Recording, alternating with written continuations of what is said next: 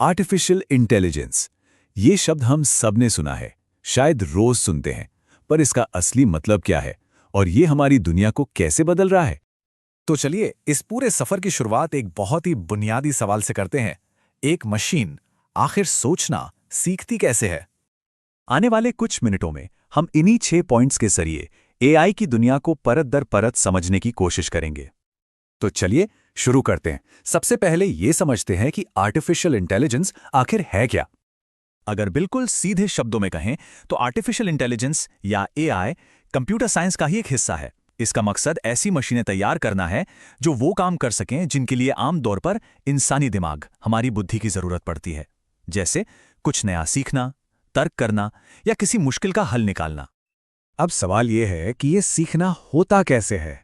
AI के लिए सीखने की पूरी प्रक्रिया डेटा से शुरू होती है, और डेटा असल में बस जानकारी या उदाहरणों का एक बहुत बड़ा कलेक्शन है। इसे ऐसे समझिए जैसे किसी छोटे बच्चे को सेब पहचानना सिखाना हो।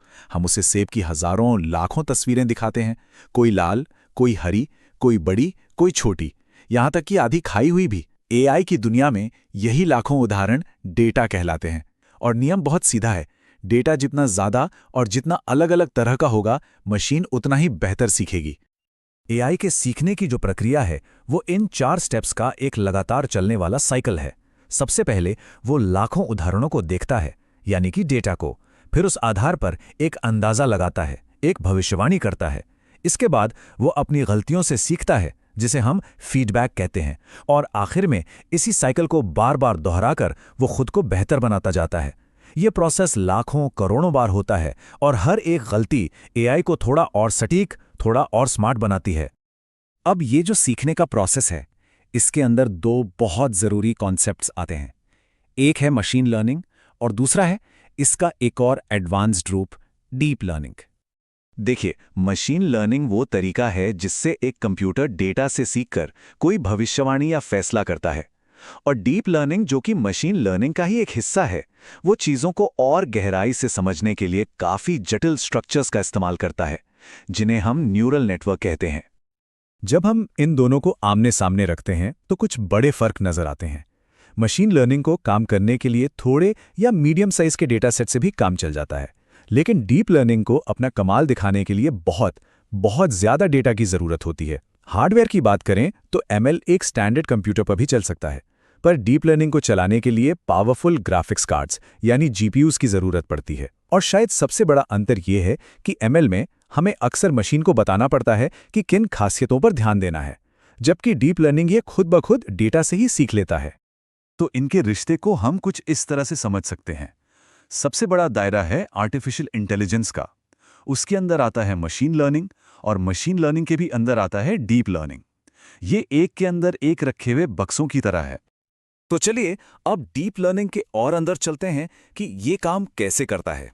इसकी जो बनावट है वो उस सबसे ताकतवर लर्निंग मशीन से प्रेरित है जिसे हम जानते हैं, हमारा अपना इंसानी दिमाग। असल में डीप लर्निंग का जो पूरा ढांचा है, जिसे आर्टिफिशियल न्यूरल नेटवर्क कहते हैं, वो सीधे सीधे हमारे दिमाग में मौजूद न्यूरॉन्स के काम करने के तरीके की ही नकल है। एक तरह से ये कुदरत के सबसे बेहतरीन कंप्यूटर को बनाने की हमारी कोशिश है। देखिए, हमारे दिमाग में जो एक न्यूरॉन होता है, उसके 3 मेन हिस्से होते हैं। डेंड्राइट जो है वो जानकारी लेता है, सेल बॉडी उस जानकारी को प्रोसेस करती है, और एक्सॉन उस प्रोसेस की हुई जानकारी को अगले न्यूरॉन तक पहुंचा देता है। और बिल्कुल यही बनावट हमें एक आर्टिफिशियल न्यूरल नेटवर्क में भी देखने को मिलती है।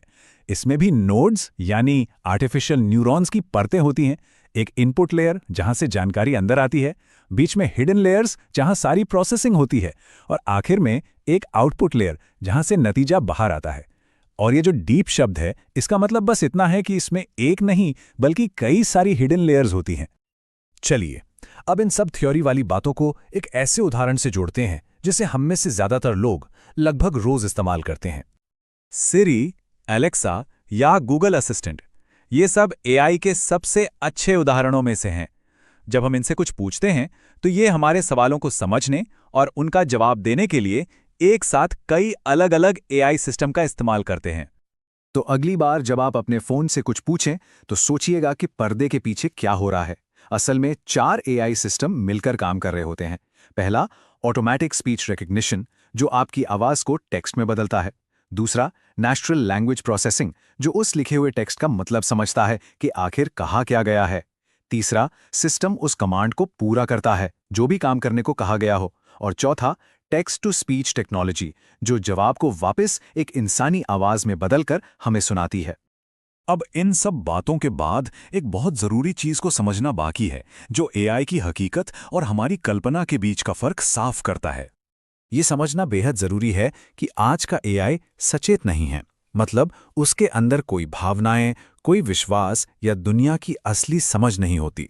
वो असल में एक बहुत ही ज्यादा शक्तिशाली पैटर्न पहचानने वाला सिस्टम है, जिसे बस बड़ी मात्रा में डेटा से पैटर्न ढूंढना और सीखना सिखाया गया है। तो आखिर में फर्क क्या है? देखिए, इंसानी दिमाग एक स्विस आर्मी नाइफ की तरह है, जो एक ही समय पर कई तरह के काम कर सकता है। कुछ नया सोच सकता है, रचनात्मक हो सकता है। वहीं आज का एआई एक खास पावर टूल जैसा है, जिसे किसी एक काम को अविश्वसनीय रफ्तार और सटीकता के साथ करने के लिए बनाया गया है। तो आखिर में एआई एक आईने की तरह है, जिसमें हमारी ही समझ और बुद्धि की परछाई दिखती है। अब सवाल ये है कि हम इस आईने को क्या दिखाना चुनेंगे।